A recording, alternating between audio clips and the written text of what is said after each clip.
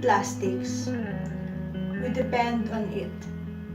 Now, we're drowning in it.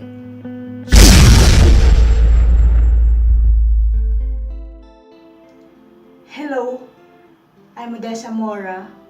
Let me share to you my advocacy sees the plastics. But first, let's define first what is plastic.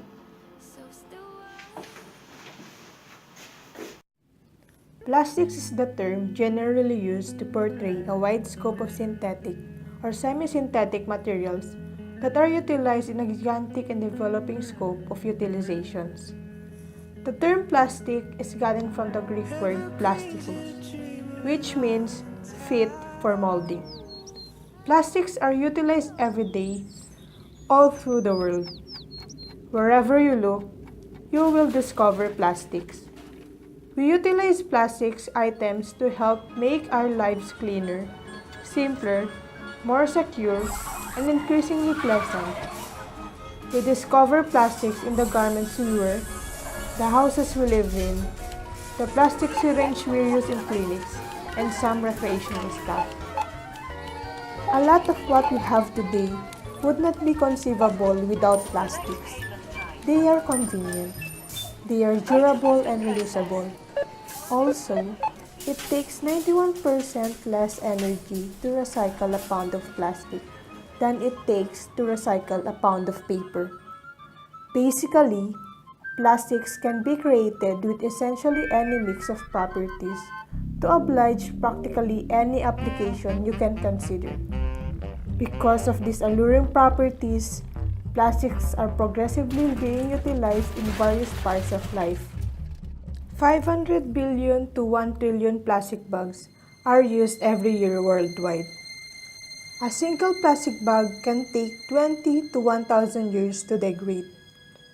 Plastic bags remain toxic even after they break down.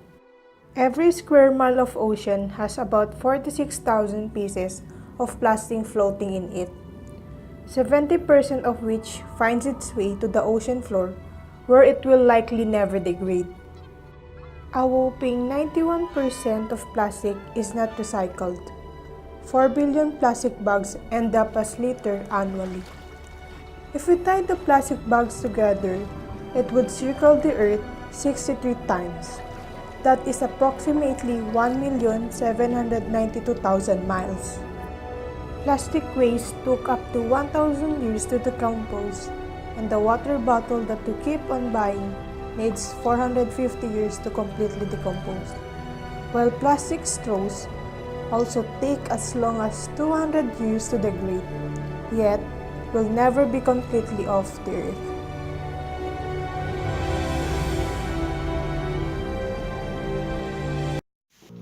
Clearly, plastic have advantages and disadvantages.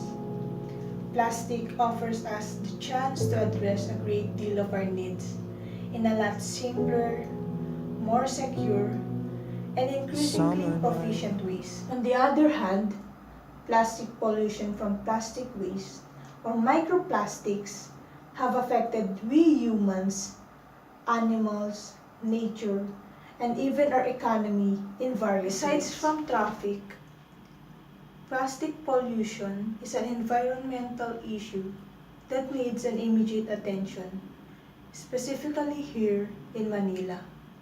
A simple walk on any beach or highways, plastic waste is present. All over the world or in the Philippines, the statistics are ever growing. Tons of plastic debris, waste that can vary in sizes from large containers, fishing nets, to microscopic plastic pellets, or even particles is discarded every year, everywhere, polluting the lands, river, coast, beaches, and ocean. In the meantime, ocean plastic is evaluated to kill a huge number of marine creatures. Almost 700 species, including jeopardized ones, are known to have been influenced by it.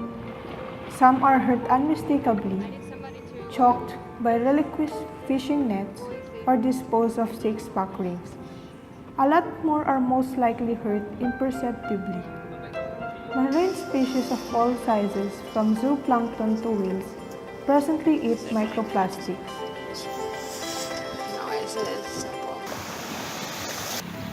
Have you heard about the news that a young whale died with 88 pounds of plastic in its stomach? Did you know the whale was found in the Davao Gulf of the Philippines? It's really alarming to know this. Imagine, we have 7,641 islands in our country full of plastics in it. Disgusting, right? Then, our aquatic animals and the livelihood of our fishermen will be greatly affected. According to Rappler, the Philippines was ranked the third top source of plastic leaking into ocean in a February 2015 study. It's ranked after China and Indonesia. The country generates 2.7 million metric tons of plastic garbage each year, 20% or 521,000 tons of which ends up in the ocean. Katulog, gawa nga po yung sa basura. Pag uulan, In the Philippines, a country of 103 million people with high levels of poverty, products sold in a single-use sachets include instant coffee, shampoo, cooking oil, food seasoning, and toothpaste. These low-value disposable sachets usually end up in landfill or as litter or marine debris. The Philippines contributed 1.88 billion tons of mismanaged plastic waste each year, with Thailand, Vietnam, and Malaysia. The problem is expected to worsen as these countries' growing economies lead to rise. The miracle material has made modern life possible, but more than 40% of it is used just once, and it's choking our waterways. As a student and a citizen of this country, I felt the need to help about this sad issue and not turn into a blind eye. While seeing all the posts and articles in the social media, I realized that I'm one of these contributors of this conflict. By just simply saying, it's just only a one straw. A one straw that I use in drinking milk tea or shakes. One straw. And with the accumulation of ones, it turns into millions. From millions to billions. So instead of complaining and blaming people, we need to stop being hypocrite. Instead of pointing finger to others, we need to point it to ourselves first and start doing something. That's why I came up with this advocacy, Seize the Plastics, or more like, Seize the Plastic Straws. Going ahead, rather than disparaging plastic through and through, we might look at how we can extract maximum benefits out of plastic. Rather than point at plastic as a sole issue, it may be the manner in which we use or utilize plastic. As much as we want to eradicate plastics, I think it will be really hard. However, we can minimize it like proper waste management, reusing or recycling it, and minimizing the use of plastics just by simply using eco bag than plastic bags.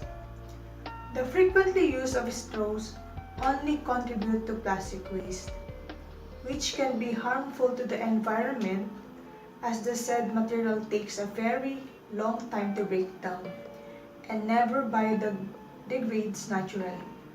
Also, it is not good for our health because it contains harmful chemicals like bisphenol A, or also known as BPA.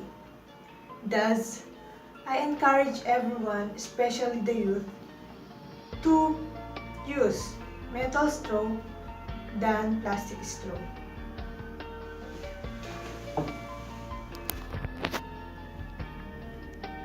Thus, I encourage everyone, especially the youth, who's fan of cafes or milk teas, to use metal straws than plastic straws.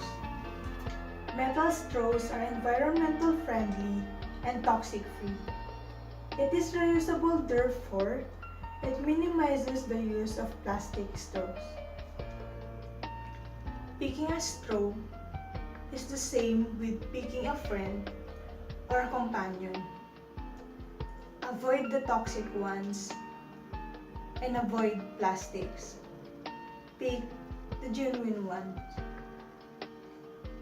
We need our planet as much as it needs us. Be a part of change, not the cause. Let us all seize the plastics. No to plastic straws. And yes to metal straws. Thank you.